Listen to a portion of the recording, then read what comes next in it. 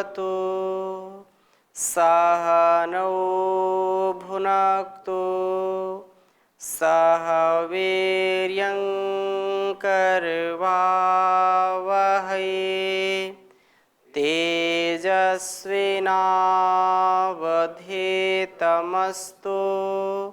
मा विद्विषावहै। ओम शांति शांति शांति।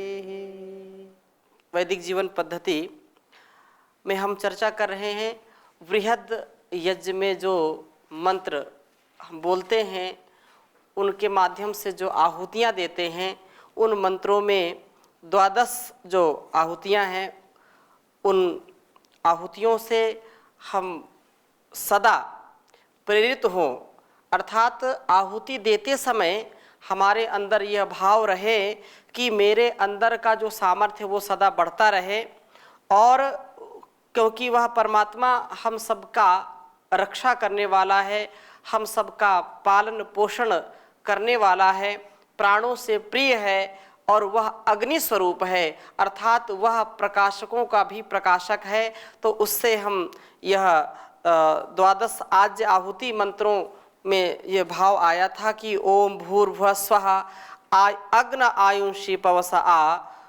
स्वोर्जमिषम च नः आरे बाधस्वदुच्छुनाम स्वाहा, कि वह परमात्मा हम सबके लिए पवित्रता का आधान करे, हमारे हृदयों में पवित्रता रहे, हमारे शरीर में, हमारे विचारों में हर प्रकार से पवित्रता का आधान करे, और हर प्रकार के बल, ऊर्जा और अन्न आदि भोग्य पदार्थ प्राप्त करावे, हमारी दुर्भावनाओं को दूर करे, हमारे पाप वृत्ति को दूर करे, हमारे दुर्व्यसनों को दूर करे, दुर्गुणों को दूर करे।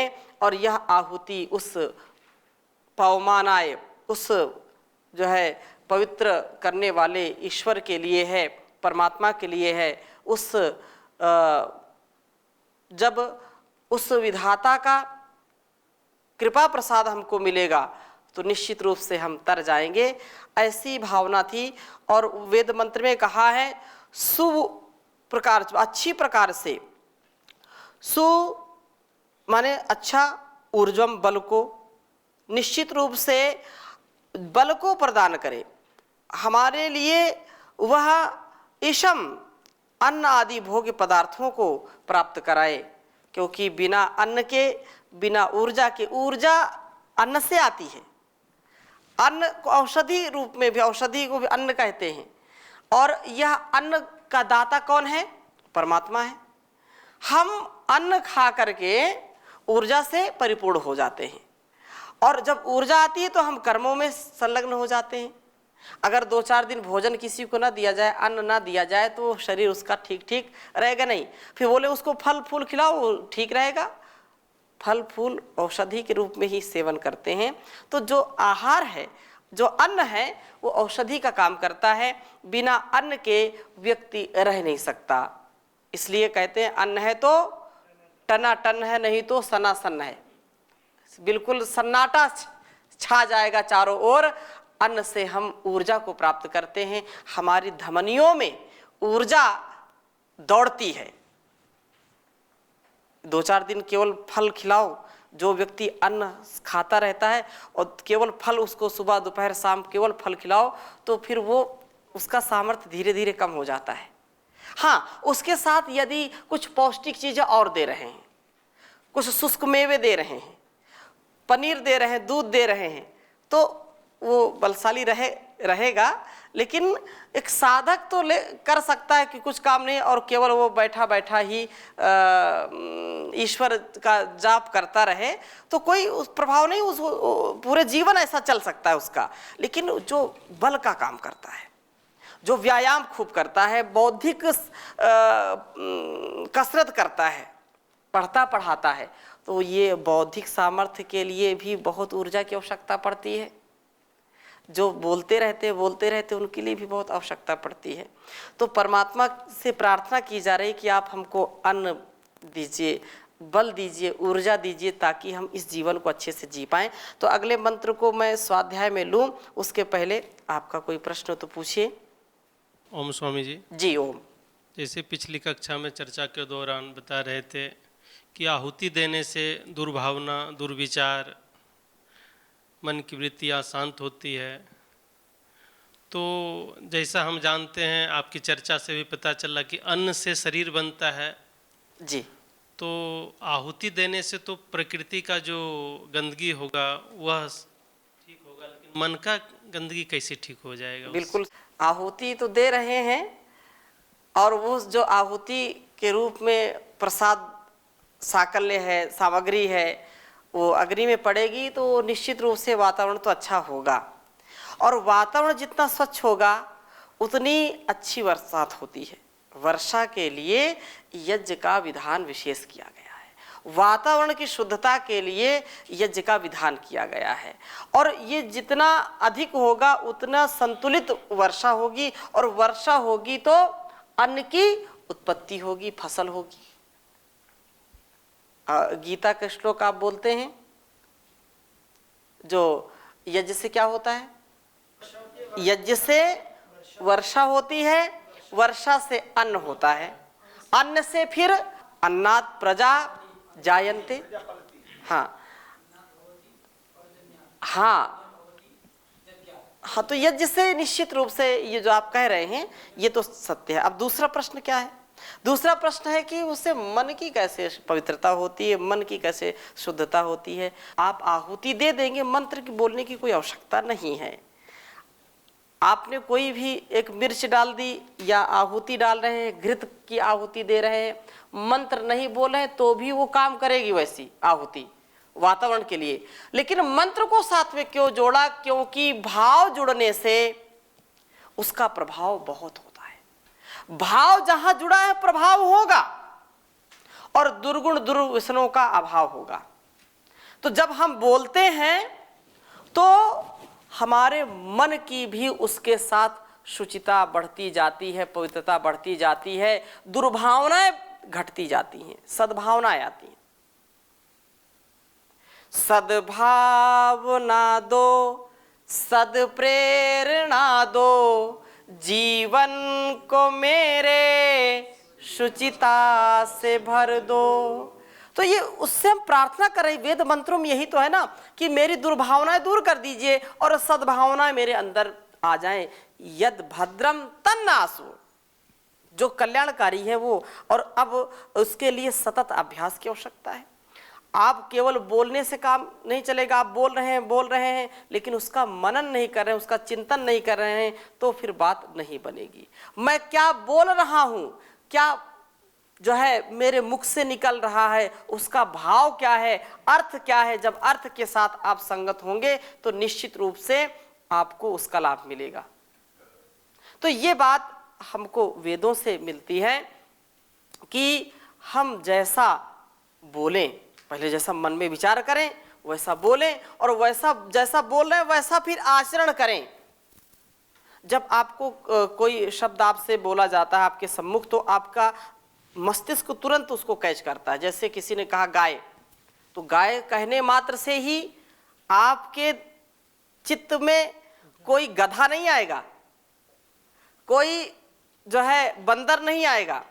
आपके चित्त में एक जो है चित्रित हो गया, एक चित्र जिसको गाय कहते हैं। कह दिया आम्रम, तो आम कहने से क्या मिलेगा? आम ही मिलेगा, तरबूज नहीं आ जाएगा उसके स्थान पर।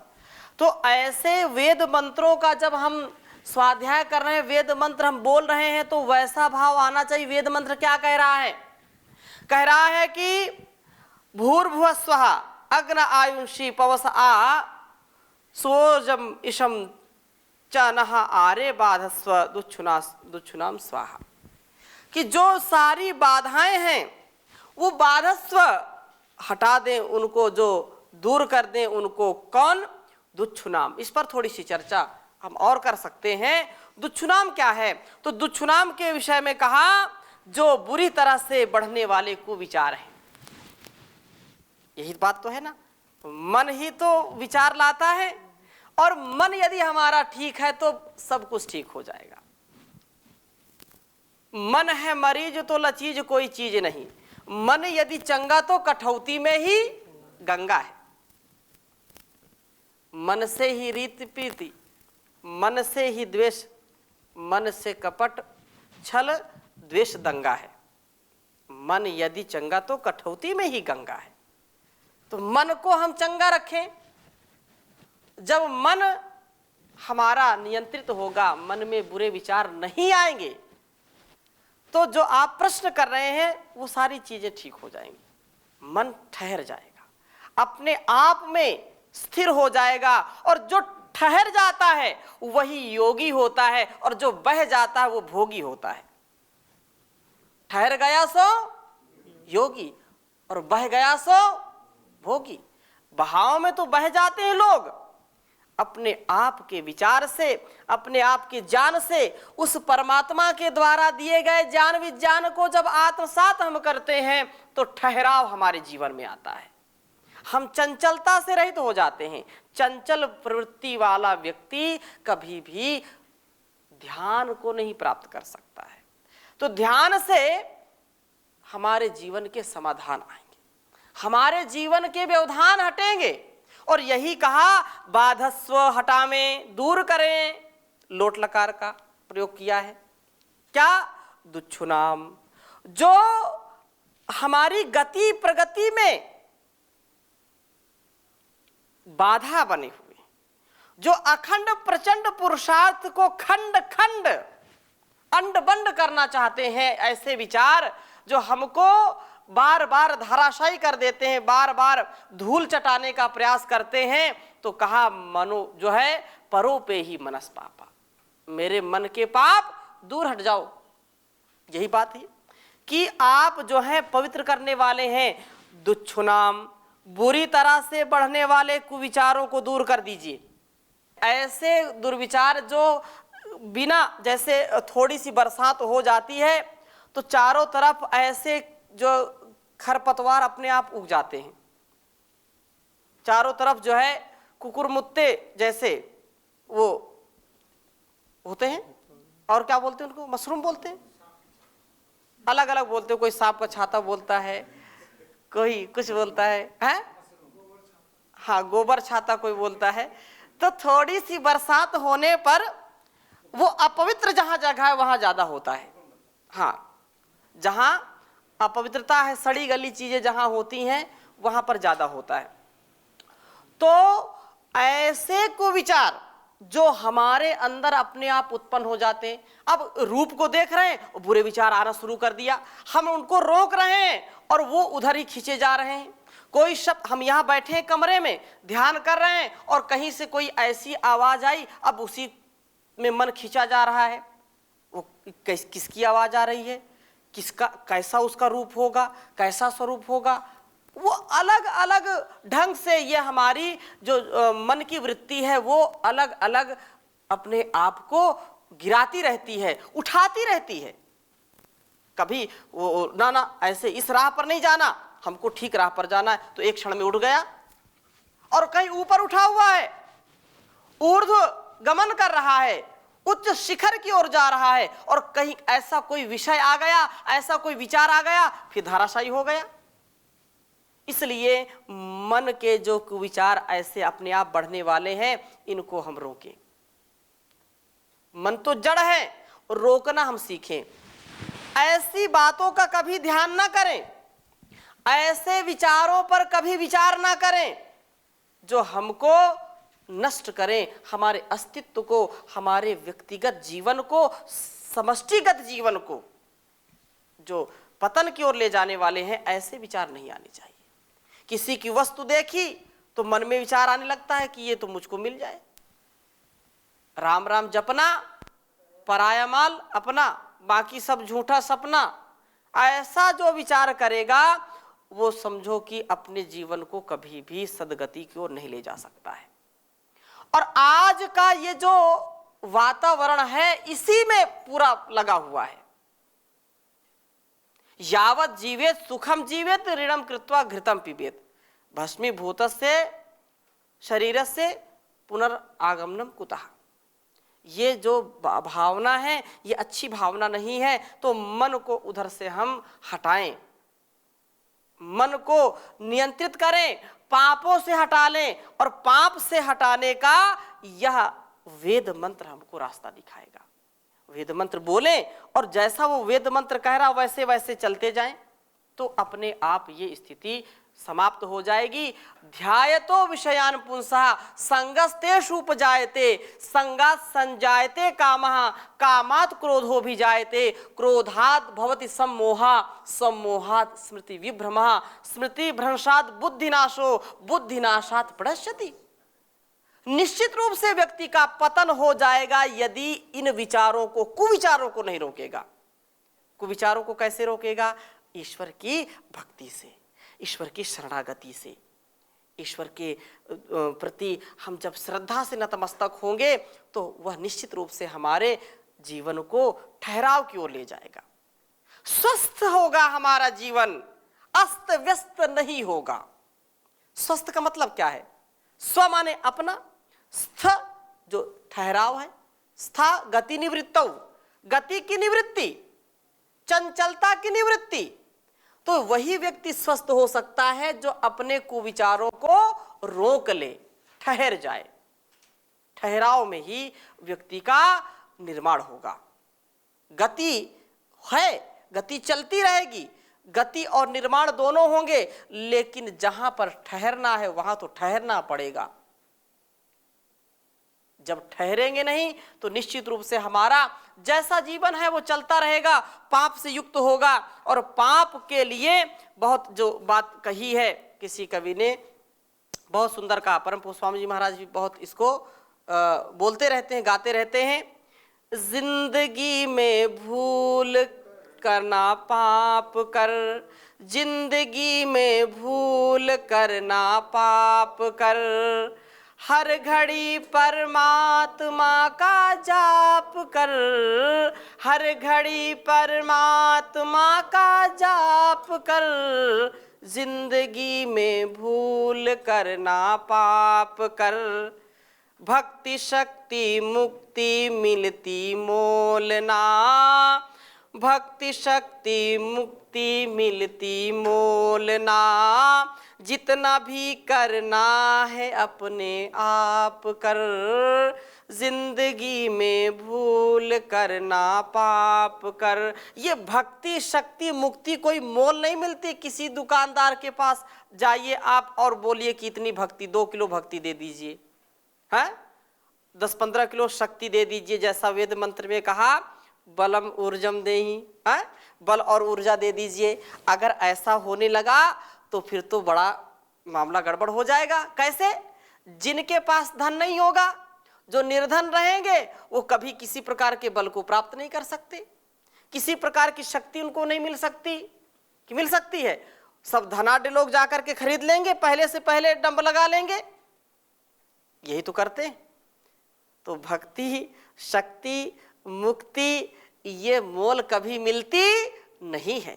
इसके लिए स्वयं पुरुषार्थ करना पड़ेगा, स्वयं ऐसे जीवन को जीना पड़ेगा। शुचिता पवित्रता ये कहीं जो है मोल नहीं मिलती है, इसको स्वयं निर्माण करना पड़ता है। निर्माण अच्छा होगा तो निर्वाण भी अच्छा होगा। इसलिए कहा कि भक्ति शक्ति मुक्ति मिलती मोल ना, जितना भी करना है अपने आप कर, हर घड़ी परमात्मा का जाप कर, हर घड़ी परमात्मा का जाप कर, जिंदगी में भूल करना पाप कर। और अगली बात क्या कही? भूल से हो जाए कोई पाप तो, गलती हो सकती है, टू टीच ह्यूमन वर्क, गलती करना मनुष्य का स्वभाव है। भूल से हो जाए कोई पाप तो बैठ कर कुछ काल पश्चाताप कर, बैठ कर कुछ काल पश्चाताप कर, हर घड़ी परमात्मा का जाप कर, हर घड़ी परमात्मा का जाप कर, जिंदगी में भूल करना पाप कर। और उसके बाद क्या होगा? आएगा परमात्मा तुझको नजर, आएगा परमात्मा तुझको नजर, आईना दिल का तू पहले साफ कर, आईना दिल का तू पहले साफ कर, हर घड़ी परमात्मा का जाप कर, हर घड़ी परमात्मा का जाप कर, जिंदगी में भूल करना पाप कर।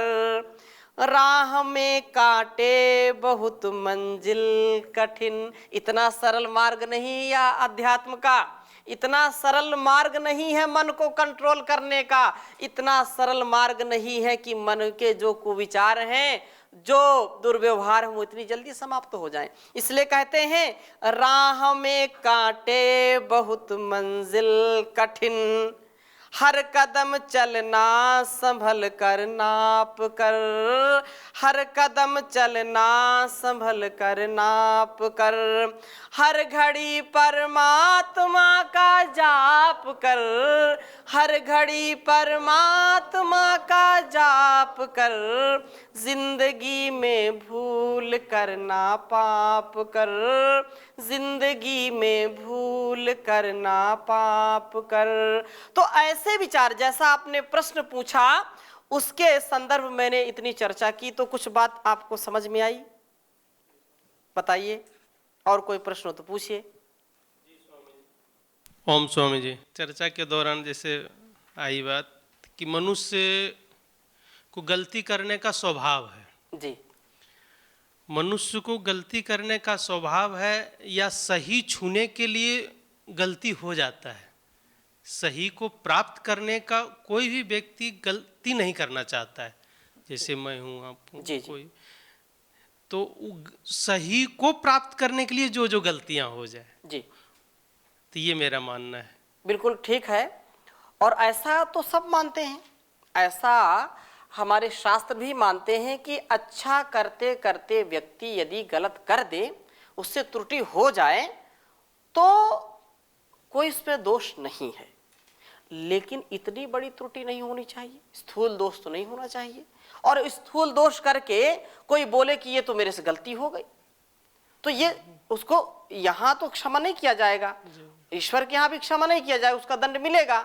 लेकिन गलती यदि हो जाए तो व्यक्ति को पश्चाताप करना चाहिए, और पश्चाताप करने से क्या होता है? व्यक्ति ग्लानि से ऊपर उठ जाता है, उसमें सुधार की 100% संभावनाएं होती हैं। और दूसरी बात यह कि जो गलती ही नहीं स्वीकार करता है, उसका कोई इलाज है क्या? उसका कोई उपचार नहीं है। और जो गलती करके पछताता है, पश्चाताप करता है, उसका उद्धार होता है, अर्थात वो उसको दोबारा गलती नहीं करेगा, ऐसा वो पूरा प्रयास करेगा। जब चालक होता है, चलाता है, तो कहीं ना कहीं उसकी स्टीयरिंग इधर उधर होती है। वो जब आरंभ में चलाएगा तो कभी ब्रेक मार देगा, कभी जो है एक्सीलेटर ज्यादा तेज कर देगा, कभी उसकी स्टीयरिंग संभलेगी नहीं। यदि स्टीयरिंग में ध्यान देगा तो ब्रेक छूट जाएगी, ब्रेक में ध्यान देगा तो स्टीयरिंग इधर उधर चली जाएगी। गलती तो हो रही है ना। अगर उस गलती को वो ना करे तो कभी ड्राइवर नहीं बन सकता है।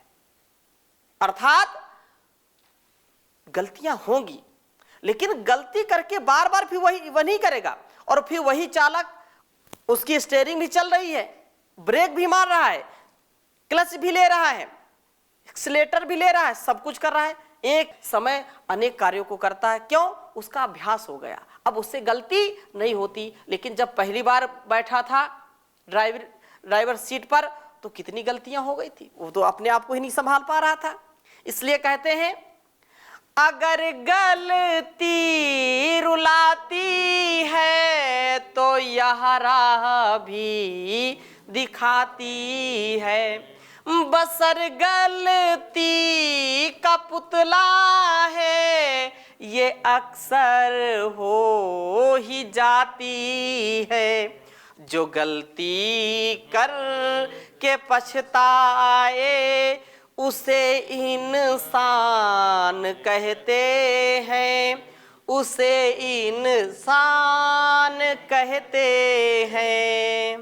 तो उसको इंसान कहते हैं। गलतियां होंगी, लेकिन जैसे फुटबॉल जमीन पर गिरता है और जितने ऊंचाई से गिरता है उससे ज्यादा ऊपर उठ करके जाता है, वैसे ही गलती एक बार हो गई तो इतना अपने आप को ऊपर उठाएं कि वो दोबारा गलती ना हो। तो ये आज तो इसी चर्चा में समय निकल गया। अगली कक्षा में अगले वेद मंत्र को लेंगे और निश्चित रूप से हमारे जीवन में सुख, शांति, ऊर्जा सतत बढ़ती रहे। हमारे अंदर वेद का ज्ञान का प्रकाश हो, हमारे सामने से, अंदर से, बाहर से अंधकार छट जाए, ऐसी शुभकामना, शुभ संकल्प से हम सदा प्रेरित हों। इन्हीं शब्दों के साथ ओम शांति शांति शांति।